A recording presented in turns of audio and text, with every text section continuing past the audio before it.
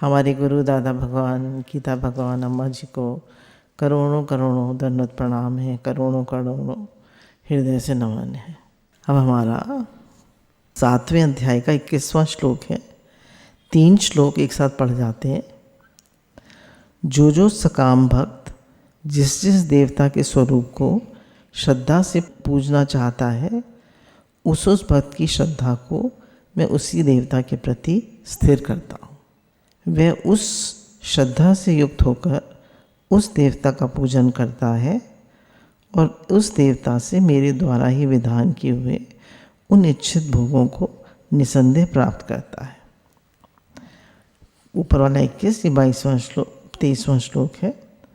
परंतु उन अल्प बुद्धि वालों को वह फल नाशवान है तथा वे देवताओं को पूजने वाले देवताओं को प्राप्त होते हैं और मेरे भक्त चाहे जैसे भी ही भजें अंत में मुझे ही प्राप्त होते हैं।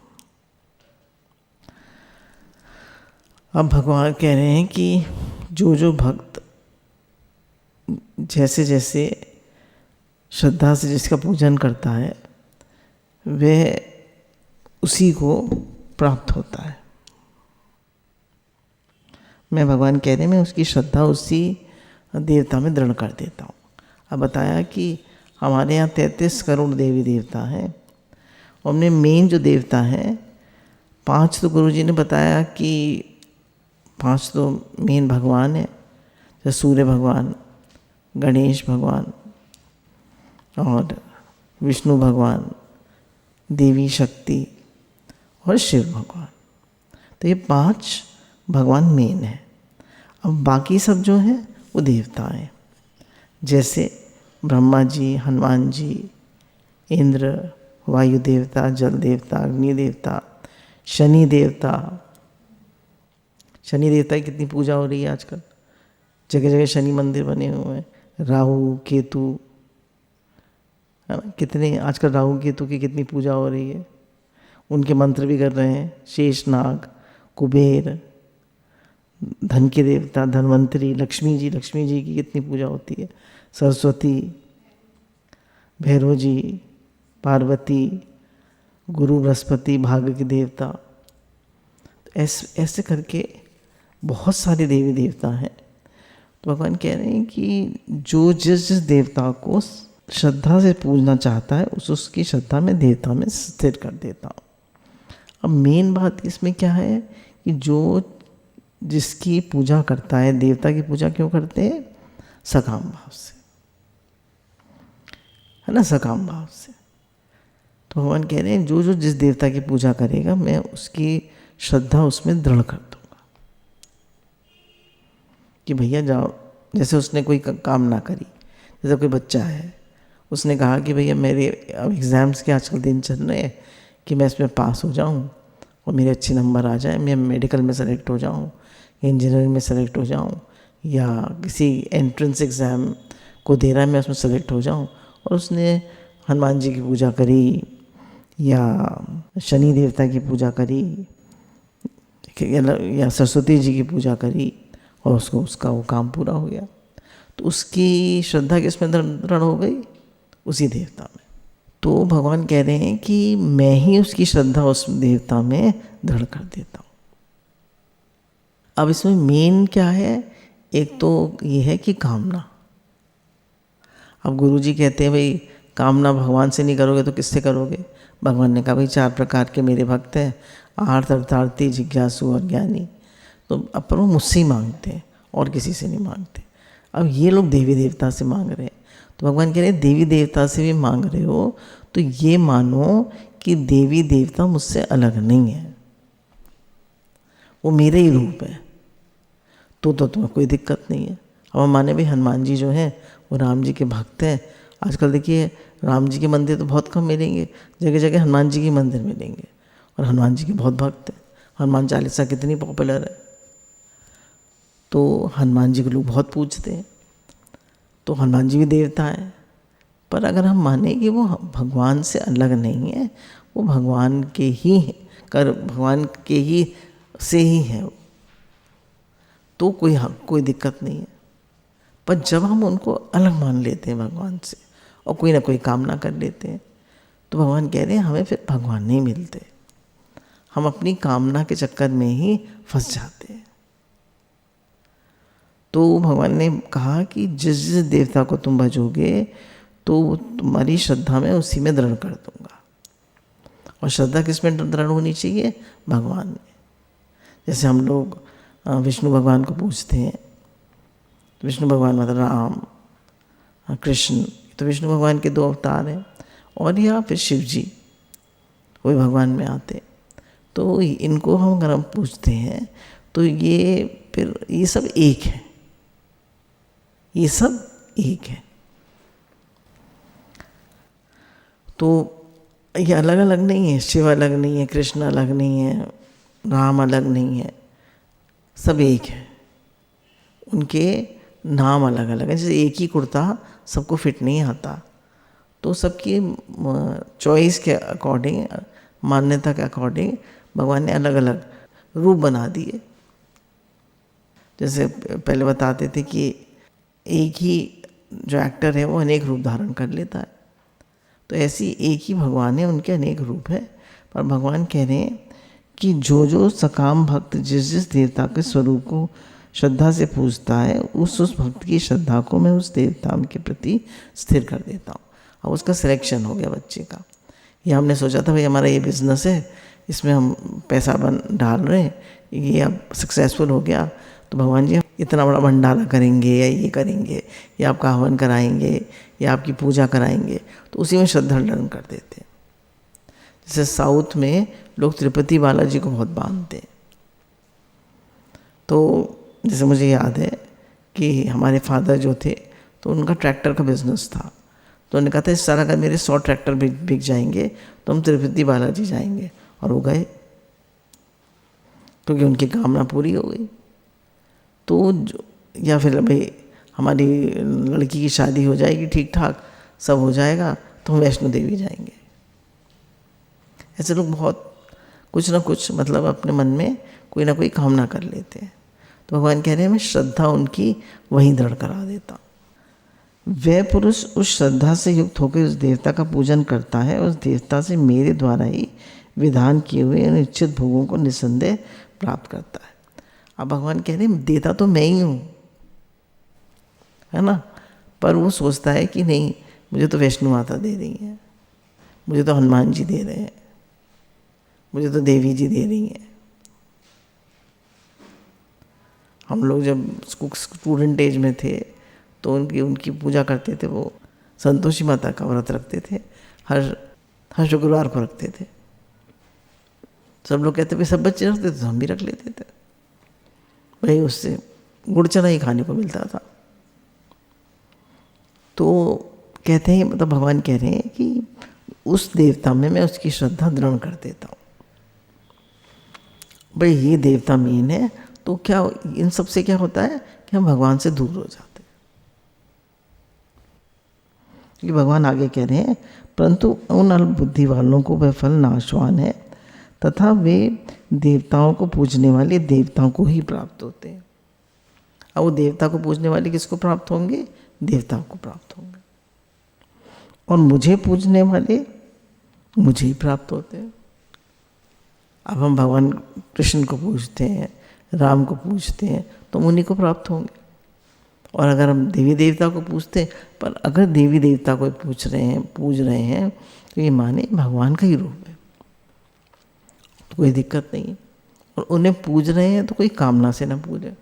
गुरुजी कहते हैं भाई भगवान से नहीं मांगोगे तो किससे मांगोगे? तो ठीक है, थोड़ी मोटी बातें तो होती हैं, भगवान से ही मनुष्य कहता है, और किससे कहेगा? भाई बच्चे के पास कोई चीज़ नहीं हुई, इससे भी कहा कि भाई उसकी कॉपी ख़त्म हो गई है या उसकी रबड़ पेंसिल ख़त्म हो गई है, तो बच्चा पापा से ही तो कहेगा, मम्मी से कहेगा, नहीं कहेगा तो उन्हें क्या पता। तो ऐसी हमारे मन में जो बात है वो भगवान से ही कहते हैं। छोटी मोटी बातें में कोई तकलीफ़ है, कोई कष्ट है, तो हम भगवान से ही कहते हैं। तो भगवान तो कह रहे हैं मन में ये भाव रखने चाहिए कि जो भी जिसका भी हम पूजन कर रहे हैं वो भगवान का ही कर रहे हैं, हम भगवान का ही पूजन कर रहे हैं। जैसे हमारे यहाँ एक वैद्य जी हैं, तो वो हनुमान जी के बहुत भक्त हैं। तो बता रहे थे कि एक बार लोग जो हैं, मैं अलीगढ़ से विजयगढ़ से अलीगढ़ और अलीगढ़ से विजयगढ़ जाता हूँ, तो एक बार कुछ लोग मुझे किडनैप करके ले गए।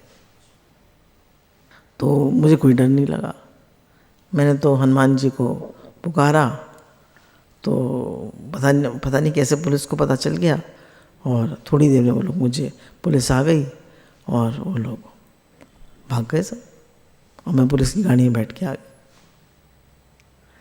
क्यों? अब उनकी श्रद्धा किस में दृढ़ होगी? हनुमान जी में। पर अगर वो समझेंगे कि हनुमान जी भगवान ही हैं, और वह ही भगवान के भक्त, जो भक्त होते हैं भगवान से भिन्न होते हैं, भगवान ने कहा भक्त मेरा ही रूप होता है, तो उनको भगवान मिलेंगे। और अगर वो समझेंगे कि ये हनुमान जी ही को भगवान से अलग मानेंगे और काम ना करेंगे, तो बहुत मैंने संतों को भी देखा है कि वो हनुमान जी के भक्त होते हैं। हनुमान जी को क्यों इतना पूजा जाता है? मतलब उनको कोई इच्छा नहीं है, उन्होंने केवल राम जी की सेवा करी। उन्हें तत्व ज्ञान भी था कि मैं उनसे पूछा, भाई लोगों ने हनुमान जी के लिए कहा राम जी से कि भाई आप इनको इतना क्यों अपने पास रखते हैं, क्यों मानते हैं इन्हें, तो ये तो दासो हम की भक्ति है इनकी। तो पूछा भाई हनुमान जी से भगवान राम ने, बताओ तो हनुमान तुम कौन हो? तो उन्होंने कहा कि शरीर से तो मैं आपका दास हूँ, और शरीर से तो आपका दास हूँ, और वैसे मैं आप भक्ति की दृष्टि से मैं आपका भक्त हूँ, और तत्व की दृष्टि से मैं और आप एक ही। तो दास भी हूँ शरीर की दृष्टि से, और भक्ति की दृष्टि से मैं भक्त भी हूँ, और आपका तत्व ज्ञान में मैं और आप एक ही हैं। तो लोगों ने कहा वाह, इन्हें तो पूरा ज्ञान है, मतलब हनुमान जी भगवान से अलग नहीं है। तो जो ये जानता है कि ये देवी देवता भगवान से अलग नहीं है, तो वो तो जैसे कि राहु, भैया पंडित जी ने बता दिया कि भाई आपको ऊपर राहु और केतु लगे हुए हैं, और मारा इन्हीं की पूजा किए जा रहे हैं। शनि देवता की लोग इतना आजकल शनि, आपका शनि बहुत भारी है, तो शनि मंदिर में तो इतनी भीड़ होती है सैटरडे को, शनि देवता के अलग अलग मंदिर बन गए। तो लोग क्यों करते हैं? भाई हमारा वो टल जाए। तो कहा शनि देवता तो भक्ति करने से वाले के पास आते ही नहीं है। एक बार हमारे सत्संग में दृष्टांत आता है कि एक बार हनुमान जी जो हैं वो उनके ऊपर शनि देवता आ गए, भाई इनका शनि भारी है।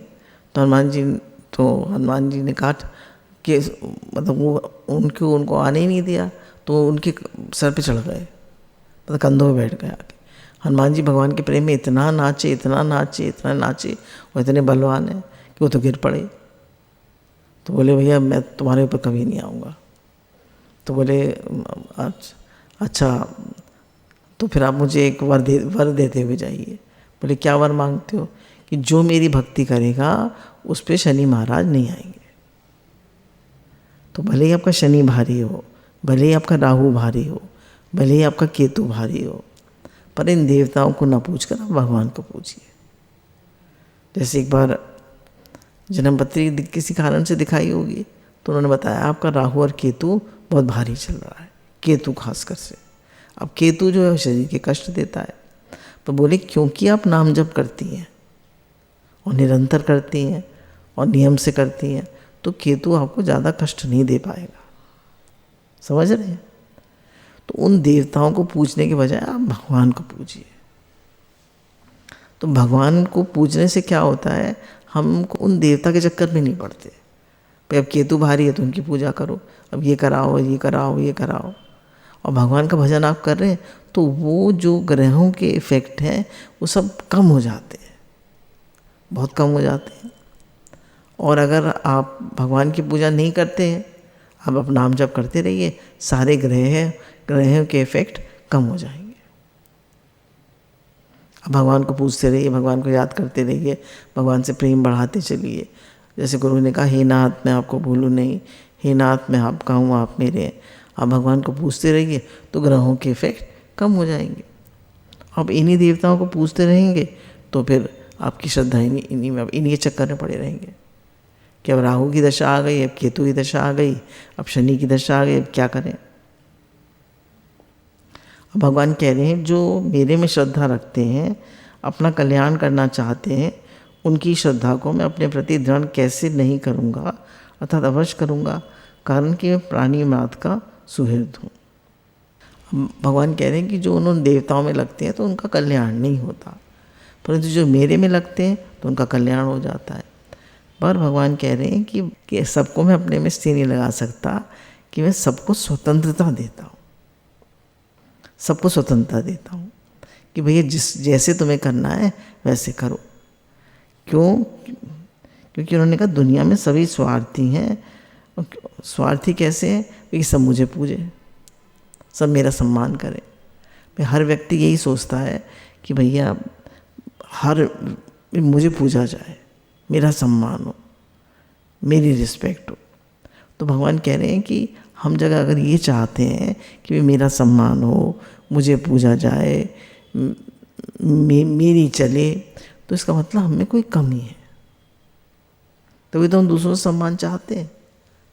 अगर हमें कोई कमी नहीं होगी, हम अपने में तृप्त होंगे, संतुष्ट होंगे, तो हमें दूसरों के सम्मान की ज़रूरत ही नहीं है। पर अगर हम दूसरों से सम्मान कराना चाहते हैं तो हमारे अंदर कोई ना कोई कमी है। अब भगवान क्या कह रहे हैं? भगवान कह रहे हैं मैं किसी को ज़बरदस्ती अपने में लगाऊंगा तो उसको अश्रद्धा हो जाएगी। मैं अपने में लोगों को लगाने का भाव नहीं रखूंगा और उनको स्वतंत्रता दूंगा, तो जो बुद्धिमान लोग होंगे मेरे इस बर्ताव को देख के मेरी तरफ आकर्षित होंगे और उनका उद्धार का सही तरीका बढ़िया है। अब भगवान देखिए कह रहे हैं ना इसमें कि जो दूसरे को अपना दास वही बनाता है जिसमें कोई कमी है।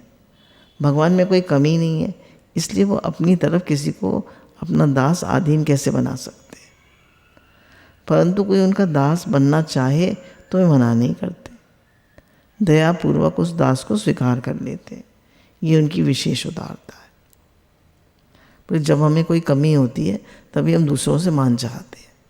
जो अपने में तृप्त है, संतुष्ट है, उसको मान की इच्छा ही नहीं होती। जैसे छोटे से बालक को देखकर कोई व्यक्ति रीझ जाता है, तो इसका अर्थ ये नहीं कि उस बालक में उसका कोई स्वार्थ भाव है। ऐसे ही जो भगवान का दास बनता है उसके सरल भाव से भगवान रीझ जाते। मोरे अधिक दास पर प्रीति। भगवान कह रहे हैं जो भोले भाव भजे रघुराई, जो भोले भाव से मुझे बचता है मैं उसका दास बन जाता हूँ।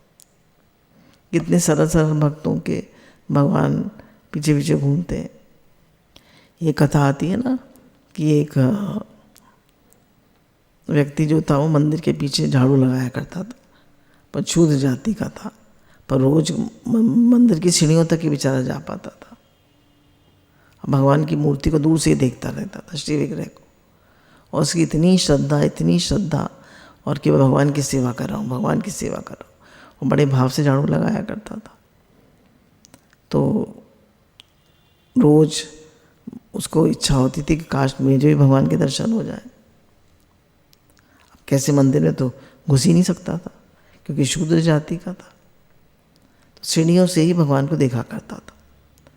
तो एक दिन भगवान जो है वो भगवान आ गए, रात का समय था, पुजारी वगैरह सब चले गए थे, तो भगवान खिड़की में से निकल कर आ गए और उसके पास बोले देखो मैं आ गया हूँ आज, और तुम मुझे अपने कंधों पर बैठा लो और मुझे वहाँ ले चलो।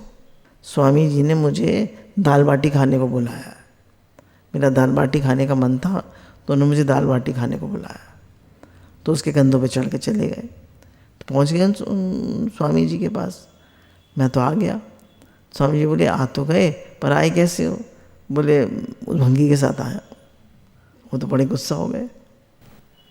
तो मतलब कहने का मतलब ये है कि भोले भाव से अगर कोई भगवान को बसता है तो भगवान हर एक की इच्छा पूरी कर देते।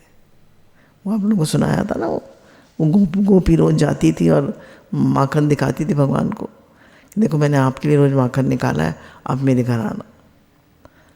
1 महीना बीत गया, 2 महीने बीत गए, 3 महीने बीत गए, तो एक दिन कुम्भन दास जी ने देखा कि भगवान की लार टपक रही है।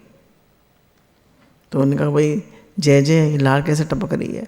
बोले वो भक्त आती है ना, रोज़ मक्खन दिखाती है, मुझे उसके मक्खन की बहुत मन कर रहा है खाने का। कुम्भन दास जी ने कहा क्या करें? बोले मैं खिड़की से पीछे से आ जाऊँगा, कुम्भना तू मुझे ले चलना। कुम्भना ने कहा मैं तो इतना बुढ़ा हो गया, मैं कैसे ले जाऊँगा? बोले नहीं तू मुझे ले चलना। अब कुम्भना ले चले। अब भगवान तो जब पहुँच गए, अब वो भगवान जो है कुम्भना के ऊपर उसने चीखे पे लटकाया हुआ था मक्खन, भगवान कुम्भना के कंधों पे चढ़ गए और खूब खाए मक्खन, खूब खाए मक्खन। तो कुम्भना देख के मुझे भी तो खिलाओ, थोड़ा थोड़ा टपकाते भी जाए नीचे। अब कुम्भना भी खाए।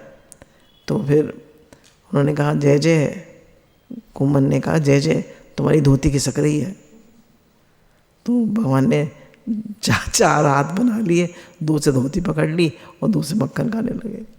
अब कुम्भन दास जी को जो है एकदम तो भावे वाले हो गए, तो उन्हें मूर्छा आने लगी। तो भगवान ने कहा जय जय क्या कर रहे हो ये? तो भगवान जो है वो कुम्भन दास गिर पड़े और भगवान लटक गए। भगवान जो है वो लटक गए उससे, मटकी से। तो धाड़ से नीचे गिरे, आवाज़ हुई तो भगवान तो खिड़की से भाग गए। अब कुम्भन दास को उसने आई वो गोपी कि भाई आवाज़ कैसे हुई? उन्होंने कहा रोशनी करी तो देखा ये तो कुम्भन दास है। बोले अरे बुढ़ापे में मक्खन खाने के लिए किसने बुलाया था तुम्हें? ये तो वही कुम्भन दास जो भगवान जी का वो गाते हैं। तो बोले कुम्भन दास जी ने रो के बताया कि आए तो भगवान थे, वो तो शैतान है, वो तो खिड़की से भाग गए, अब मैं पकड़ा गया। तो कहने का मतलब है भगवान जो है सरल भाव पे रीझ जाते हैं। अब भगवान ने 18वें अध्याय में जब भगवान के द्वारा यथेच्छसी तथा कुरु सुनकर अर्जुन घबरा गए, मतलब तुम्हारा जो मना है करो, भगवान ने अर्जुन से 18वें अध्याय में कह दिया। तब भगवान ने दया परवश होकर अर्जुन से बोले कि तू मेरी शरण में आ जा, माम एकम शरणम व्रज। परंतु ऐसा कहने से पहले भगवान ने कहा ये सबसे अत्यंत गोपनीय बात है, और बाद में भी कहा कि उसे हर किसी को मत कहना। इससे सिद्ध होता है कि दूसरे को अपना दास बनाने की नीयत न होने पर भी अगर दूसरा सहारा न मिलने पर मनुष्य घबरा जाए और उनका दास बनना चाहे तो भगवान दया परवश होकर उसको स्वीकार कर लेते।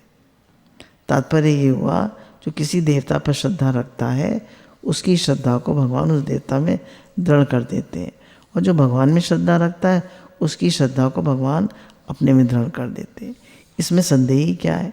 कारण कि भगवान की दृष्टि भक्त के हित के लिए होती है, अपने स्वार्थ के लिए नहीं। तो भगवान कह रहे हैं देवी देवताओं को मत पूजो, मुझे पूजो। कोई कष्ट आ जाए, कोई दिक्कत आ जाए तो मुझे पूजो, मेरा भजन करो, मेरा जप करो। राहु केतु शनि की दशा आ जाए तो मेरा जप करो, मेरा भजन करो। और हमारे गुरु जी कहते हैं जान का सदका माल होता है। कोई किसी पर कोई कष्ट आ जाए, कोई बात आ जाए तो दान पुण्य करो, सेवा करो। जैसे भी गुरु जी ने इतना सेवा का बताया, जैसे मोहन निवास है तो सेवा होती ही रहती है। प्रिंसिपल है कि what you give you get back. तो अगर आप प्रेम से सबकी सेवा करते हैं तो भगवान आपको ज़रूर देते हैं। जैसे हमारे आजकल जो सेवा में लोग हैं उनमें दो के लड़के हुए हैं। तो अम्मा जी कहते थे कि जो जच्चा होती है या जो इसके बच्चा होता है उसकी सेवा करते हैं तो बड़ा पुण्य होता है। तो अम्मा जी खूब सेवा कराया करते थे।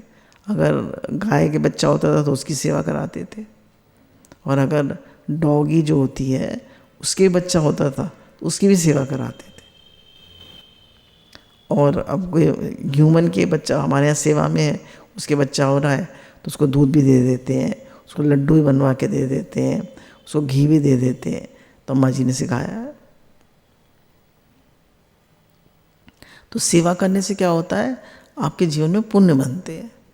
पुण्य बनने से जितने भी ग्रह होते हैं उनके जो कष्ट होते हैं वो हल्के पड़ जाते हैं। तो हमें किसी देवता को भजने की ज़रूरत ही नहीं है, आप भगवान को भजिए और सेवा करिए। भगवान कहते हैं कि अगर तुम देवताओं को भजोगे तो उनमें तो आपकी श्रद्धा मैं उनमें दृढ़ कर दूंगा, और मुझे भजोगे तो मेरे में दृढ़ हो जाएगी श्रद्धा। अब कह रहे हैं भगवान ने सब देवताओं को अलग अलग और सीमित अधिकार दिए हुए हैं, परंतु भगवान का अधिकार असीम है। भगवान में ये विशेषता है, वे किसी पर शासन नहीं करते, किसी को अपना गुलाम नहीं बनाते, किसी को अपना चेला नहीं बनाते, परंतु एक को अपना मित्र बनाते हैं, हर एक को अपना मित्र बनाते हैं, अपने साथ समान बनाते हैं। बोले भगवान किसी को गुलाम नहीं बनाते, भगवान अपना मित्र बनाते हैं। गुरु जी भी कहते हैं ना, मैं आपका कल्याण मित्र हूँ।